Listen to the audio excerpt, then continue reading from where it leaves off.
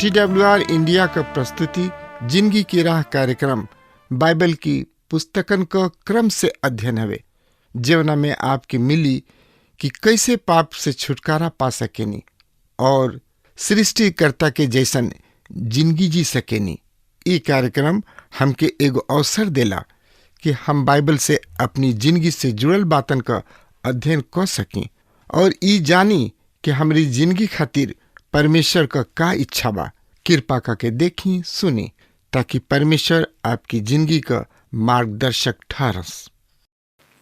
हाँ मित्र, आज हमने के विचार करे के प्रभु यीशु मसीह अपना आप के खाली का दिहला के सवाल पर। मसीह यीशु खुद के कौना चीज से खाली कोइलन? मसीह यीशु खुद के खाली को दिहले। मसीह यीशु खुद की खाली जरूर कोइल रहन, तो फिर कौना चीज से? निश्चयता वो अपना ईश्वर तत्व के परित्याग ना कोइले रहन। ये निश्चित बा वो 100 में से 100 परमेश्वर रहन और वो पूरा के पूरा मानव रहन। उस समय भी जब वो अपना वचन मात्र से इस सृष्टि के अस्तित्व में ले अलन और वो समय जब वो मरियम के गोदी में रहन, काहे कि वो परमेश्वर रहन। यूहन्ना लिख रहल बने, आदि में वचन रहे, वचन परमेश्वर के साथ रहे और वचन ही परमेश्वर रहे। वो आदि में परमेश्वर के साथ सब कुछ उनका द्वारा पैदा भइल और उनका बिना कुछ भी पैदा ना भइल। वचन शरीर धारण करके हमनी के बीच डेरा डलन, यानी कि डेरा कोइलन। मसीह यीशु अपना आप के कौना चीज से रिक्त कैले रहन? कौना चीज से रिक्त करके उ धरती पर अइलन? स्वर्ग छोड़त मसीह यीशु खुद के ईश्वर तत्व से ना वरन अपना ईश्वर तत्व के विशेष अधिकार से रिक्त कर दिले। उ ये पृथ्वी पर खुद के सीमित करके रहत रहले, पर उ सीमा सब उ खुद ठहरावले रहले। एक क्षण भी ऐसा ना रहे जब वो परमेश्वर ना रहन। एगो बात औरी, जब उ अपना विशेष अधिकार के परित्याग कैले रहन तब सुनी, तब एकहू भी क्षण ऐसा ना रहे जब उ कोनो रीति से ईश्वर तत्व में कम हो गइल रहन। मानव होखला के स्थिति में उ ईश्वर तत्व में कम ना भइल रहन। उ स्वेच्छा रूप अपना विशेष अधिकार के त्याग क देले रहन। कम चरवाहा तथा असंख्यक स्वर्गदूत पृथ्वी पर जन्म ले परमेश्वर के बेटा के स्वागत में। कोनो भव्य दृश्य ना रहे, होखे के तो ई रहे कि समस्त सृष्टि अपना सृष्टिकर्ता के ए आदित्य महान पग के सराहना खातिर जुट जाए। परमेश्वर द्वारा ठहरावल सब अलौकिक प्राणी सबके वहाँ होकल उपयुक्त होखित। रोम के राजा दरबार के वहाँ होकल उपयुक्त रहे। ज्ञानी केवल पूरब से ही काहे अइलन? उत्तर पश्चिम और दक्षिण के ज्ञानी सब के का हो गइल रहे? यरूशलेम के मंदिर के तो उस समय रिक्त हो जाए के रहे। सब आराधक करे वालन के उस समय बेतलहम में जमा होके के रहे, पर ऐसन कुछ ना भइल रहे। मसीह यीशु ओहनी लोग के मध्य काहे ना अइलन, यानी कि काहे ना कोइलन?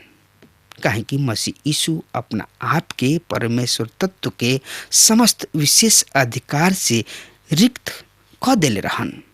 ऊ तैयार हो गइल रहन ये दुर्गंध पूर्ण गौशाला में जन्म लेवे खातिर।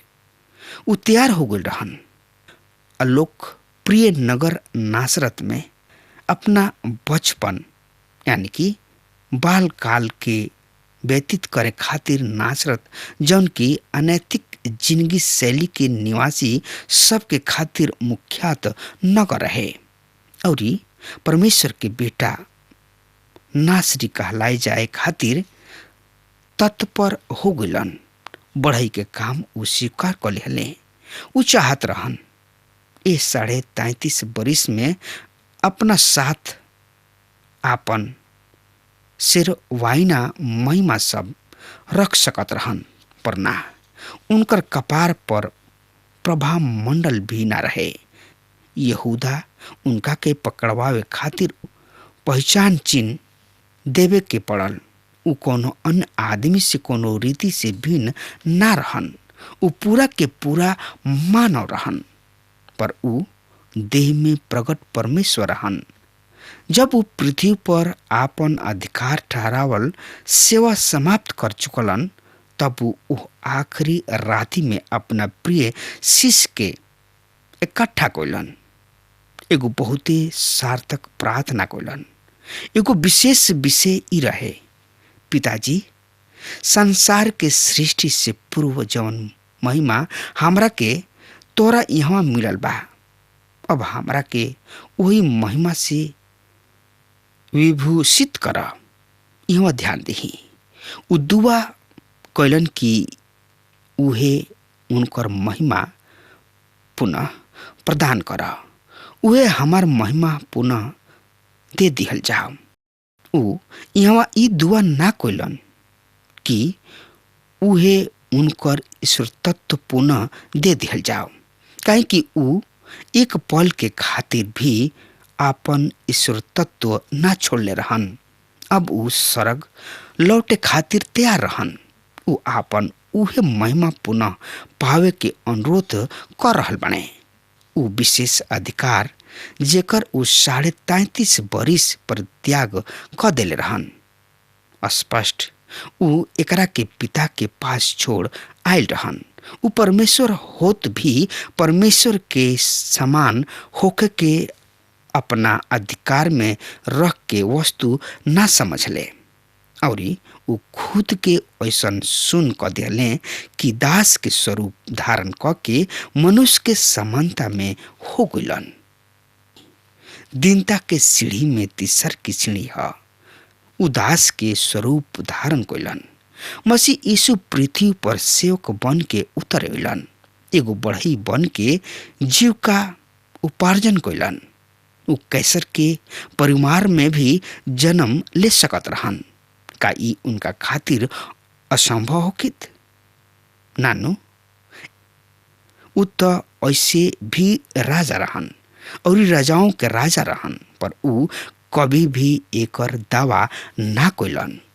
आखिरी सप्ताह में उ राजा के रूप में केवल एगो दिन प्राणी गदहा पर बैठ के नगर में प्रवेश कैले रहन। विश्व में उनकर प्रवेश एगो साधारण मानव के रूप में भइल रहे। उस समाज के निम्न वर्ग में रहे खातिर तत्पर हो गइलन। एशिया कहले भी रहन। आश्चर्य ई होला कि एशिया उनका के दाऊद के मूल काहे ना कहले रहन। कारण ई रहे, मसीह यीशु मरियम से पैदा भइल रहन। उ दाऊद के वंशज रही और उनकर प्रति यीशु भी दाऊद के ही कुल खानदान के रहन। उ दोनों ही ओह मुख्यात नगर नासरत में मजदूर सब जैसन जिंदगी बितावत रहन। का मसीह यीशु दाऊद के वंशज ना रहन? एकदम रहन, पर दाऊद रहन अभिषिक्त राजा, पर उनकर बाबू इसे एगो साधारण कृषक रहन। मसीह यीशु एगो साधारण परिवार कहलाए उपयुक्त समझ लें। उदास के स्वरूप धारण कैलन। दीनता के चौथी सीढ़ी नीचे बढ़ रहल चौथा सीढ़ी उ मनुष्य के रूप में आगे अइलन। हमरा मानव होखला के कारण ई वाक्य हमरा पर कोनो विशेष प्रभाव नहीं के छोड़त पर विचार करी। मसीह यीशु मनुष्य सबसे कहीं अधिक ऊंचा स्तर पर रहन। उ सर्वोच्च स्तर पर रहन। उ परमेश्वर रहन। हमनी खातिर अन्य प्राणी के अपेक्षा ऊंचा पर होखल घमंड तथा गौरव के विषय है। पर उ मसीह यीशु के खातिर ऐसा ना रहे। उ तो सर्वोच्च स्तर से उतर के नीचे आगुलन एगो मनुष्य बन के। तब हम आ रहल बानी 5वीं सीढ़ी पर। मसीह यीशु खुद के दिन कोइलन। शायद हमनी के जिंदगी में ऐसा अवसर आइल बा जब हमनी के कुछ बोल बैठी न जा और हमनी के लजा के सामना करे के पड़ेला। हमनी के निंदित होके के पड़ल। हमनी के नीचा होके के पड़ल। हमनी के दूसरका के नजर में छोट हो गइल बानी जा। पर यहाँ प्रभु यीशु मसीह अपना इच्छा से अपना आप के दिन बना लिहले। ये सबसे कठिन काम है, अपना आप के दिन कइल। सोच समझ के खुद के सबसे छोट बना लिहल। जॉन वेस्ली के जिंदगी के उ घटना जरूर सुनले होखब। एगो अवसर पर उनका एगो पहाड़ी नाला पार करे के रहे, जेकरा पर एगो बहुते संकेत अस्थायी पुल बना दिहल गइल रहे। ई अतना सकरा रहे कि एकर उपयोग एक बार में एक ही आदमी कर सकत रहे। संयोग या दुर्भाग्य ई भइल कि दूसरा ओर से उ आदमी आवत रहन जौन कि उनकर बहुते विरोधी रहन। उनका के देखते ही उ उनका पर अपशब्द के बरसात करे लागल और फिर पुल पर प्रवेश करके अहंकार में पुल के उ दूसरा ओर से चिल्ला के जॉन वेस्ली के सूचित कैलन, हम मूर्ख के खातिर राह कबहियो ना छोड़ी ना। जॉन वेस्ली भी प्रवेश कर चुकल रहन ओ पुल पर। मुस्कुरात वो पुल से हट गइलन और उनका के सूचित कैलन, पर हम उनका खातिर हरदम रास्ता छोड़ दिहल करीना। वेस्ली अपना स्वेच्छा अनुरूप छोटा स्थान स्वीकार कैलन, अपना घमंड के ताक पर रख दिहले। पर ई तो एगो छोट बात रहे। हाँ, उनका खातिर भी अन्य के प्राथमिकता देवे खुद दूसरा स्थान दिहल स्वाभाविक ना रहे। पर मसीह यीशु तो स्वर्ग के महिमा के परित्याग क के मानव बनल तथा मानवता में भी छोट स्थान पर भी रहल स्वीकार कैलन। ई एगो बहुत ही कठिन कदम रहे। हम कुछ ऐसा अनुभव के सामना कर रहल बानी जेकरा में परिस्थिति सब हमनी के नीचा देखे के स्थिति में ले आवेले। पर यहाँ तो मसीह यीशु स्वेच्छा अनुरूप ई स्थिति अपना ले रहन। ई एकदम भिन्न स्थिति रहे। आई अब देखल जाओ दीनता के ओर 6वीं सीढ़ी के। मनुष्य के रूप में प्रकट होके मसीह यीशु खुद के विनम्र कैलन और यहाँ तक आज्ञाकारी रहले कि उ क्रूस के मृत्यु भी स्वीकार कर लिहले। उ आज्ञाकारी रहन। मृत्यु भी एगो निंदनीय स्थिति होला और यहाँ भी मसीह यीशु संपूर्ण आज्ञाकारिता में मृत्यु और उ भी अपराधी खातिर नियुक्त क्रूस के मृत्यु स्वीकार कर लिहलन। पर इहो स्वाभाविक ना रहे। वैसे भी सत्य ई बाकी परमेश्वर मानव के रचना मृत्यु के खातिर ना कैले रहन। मानव पर मृत्यु ऐसे आयल कि उ परमेश्वर के आज्ञा तुरले अपना प्रतिक्रमा के द्वारा मानव पाप दंड के रूप में अपना ऊपर मृत्यु ले लिहले।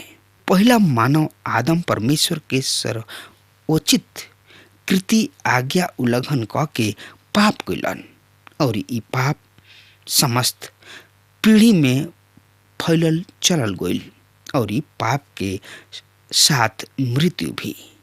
मृत्यु मूलतः स्वाभाविक ना रहे। मानव के रचना परमेश्वर की मृत्यु खातिर ना कोले रहन। जब मसीह यीशु देहधारी भइलन, उ हमनी सबसे कुछ भिन्न जरूर रहन। रउआ और हमनी में से केहू भी साधारण स्थिति में शिक्षानुरूप मृत्यु ना स्वीकारी, पर उ मृत्यु के गले लगौले। काहे कि उ रउआ और हमरा के यानी कि हमनी के पाप के दंड से मुक्त क दिहल चाहत रहन। उ कहले, हम अपना भेड़न खातिर जान देतानी और एकरा के आपस लेवे के सामर्थ हमरा में बा। और आखिरी में दीनता के अंतिम 7वां सीढ़ी केवल मृत्यु ही ना, वरन क्रूस की मृत्यु भी। सबसे निंदनीय होला मृत्यु एको अपराधी के मृत्यु। सड़क के सर्वोच्च सिंहासन से उस सीधा अपराधी के निंदनीय मृत्यु पर जा पहुंचले। उ ई काहे कैलन? उ दूसरा के हित में का कैलन? उस सड़क छोड़ के धरती पर आ गइलन और हमनी खातिर उ ओह युग के सबसे अधिक निंदनीय तथा सबसे अधिक पीड़ादायक और क्रूरता पूर्ण मृत्यु सह लेले। क्रूस के मृत्यु के अनुभव स्वीकार कैले।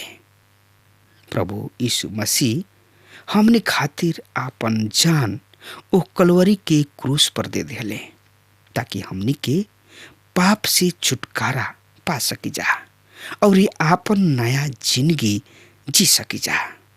काहे कि प्रभु यीशु मसीह हमनी के ही पाप के कारण, हमनी के ही पाप के चलते अपना आप के कलवरी के क्रूस पर दे दिले, ताकि हमनी के नया जिंदगी मिल सको और नया जिंदगी हमनी के बिता सकी जा। प्रभु ही परमेश्वर हमें और परमेश्वर ही प्रभु हमें। उहे उद्धारकर्ता हमें, उहे मुक्ति दाता हमें।